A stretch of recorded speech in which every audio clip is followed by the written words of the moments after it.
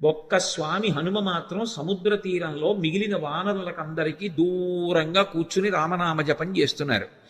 ఎందుకని? ఆయనకి చిన్నతనంలో శాపం ఉంది. దేవతలందరూ ఇచ్చినటువంటి వరముల చేత విపరీతమైన బలం ఏర్పడిపోయింది. ఆ బలం ఏం చెయ్యాలో తెలియక చిన్నతనంలో మహర్షులు మడిబట్టలు ఆరేసుకుంటే వాటిని చింపేసేవారు. యజ్ఞకుండాలు కనపడితే తిరగతోసేసేవారు. ఇప్పుడు ఈ పిల్లవాడికి ఇంత బలం అనవసరం. వీడు పెద్దవాడు అయిన తర్వాత వీడికి అవసరం వచ్చినప్పుడు గుర్తొస్తే చాలని వాళ్ళు శేపురీరం రఘుశ్రేష్ఠ నాతి క్రుద్ధాతి మన్యభ అంటారు ఉత్తరాఖండలో. వాళ్ళు ఏం కోపంతో కాదు, ఇప్పుడు ఎందుకు ఈ పిల్లాడికి ఇంత బలం, అవసరం వచ్చినప్పుడు గుర్తొస్తుంది. ఈ పిల్లవాడి బలాన్ని వీడికి మళ్ళీ జ్ఞాపకం చేస్తే వీడికి జ్ఞాపకం వచ్చి శాపం పోతుంది అని శాపం ఇచ్చారు.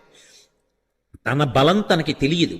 అందుకే వాలి తరువుకొస్తున్నప్పుడు కూడా కిష్కింధకాండలో సుగ్రీవుడు పారిపోతుంటే హనుమ కూడా వెళ్ళిపోయారు తప్ప వాలికి ఎదురు తిరగలేదు. తన బలం తనకి తెలియదు. ఇప్పుడు జాంబవంతుడు హనుమ దగ్గరికి వెళ్ళారు. వెళ్ళి, నాయనా హనుమ, వానరజాతి యొక్క పరువు ప్రతిష్టలన్నీ నీ చేతుల మీద ఉన్నాయి. ఇంతటి బల సంపన్నుడవి. ఈ లోకంలో ముగ్గురున్నారు గమనవేగం ఉన్నవారు. అంత వేగంగా వెళ్ళగలిగినటువంటి ప్రాణి నాలుగవది లేదు. మొట్టమొదటి వాడు వాయుదేవుడు నీ తండ్రి, రెండవ వాడు గరుత్మంతుడు, మూడవ వాడు నువ్వు. ఇంతటి వేగం కలిగిన వాడివి, ఇంత బలం కలిగిన వాడివి, ఇంత బుద్ధిబలం ఉన్నటువంటి వాడివి, నువ్వు వానరజాతి పరువు ప్రతిష్టలు రామకార్యం ఆలోచించకుండా చేతకాని వాడిలా ఇలా కూర్చుంటావా? నీ తల్లి పుంజకస్థల, ఆమె అప్సరస. ఒకానొక శాపకారణం చేత ఈ భూమి మీద జన్మించింది. ఈ భూమి మీద జన్మించి నీ తండ్రి అయినటువంటి కేసరికి భార్య అయింది. ఆమెకి వాయుదేవుని యందు ఔరసపుత్రుడిగా జన్మించిన వాడివి. పుట్టగానే అపారమైనటువంటి వేగంతో సూర్యమండలం వైపు ప్రయాణం చేసి ఉదయిస్తున్న సూర్యబింబం తినే ఫలమనుకుని వెళ్ళావు.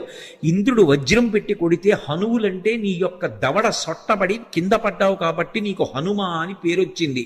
ఆ పేరు ఉంచుకోవాలి అని ఇంద్రుడు పరమ సంతోషంతో తన మెడలో ఉన్న పద్మాల మాల పైకెత్తి ఊపి, ఈ పిల్లవాడికి ఇంకొక పేరు ఉండకూడదు, నా వజ్రం చేత పుట్టిన పిల్లవాడిని కొడితే ఎడమ దవడ సొట్టబడింది కాబట్టి ఈ పిల్లవాడికి హనుమ అని పేరుంటుందన్నాడు.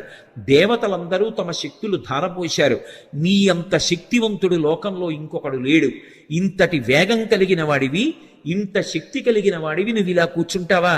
ఒకప్పుడు నాకు కూడా ఎంతో బలం ఉండేది. వామనమూర్తిగా శ్రీ మహావిష్ణువు ఈ భూమ్యాకాశములనన్నింటినీ ఆక్రమిస్తే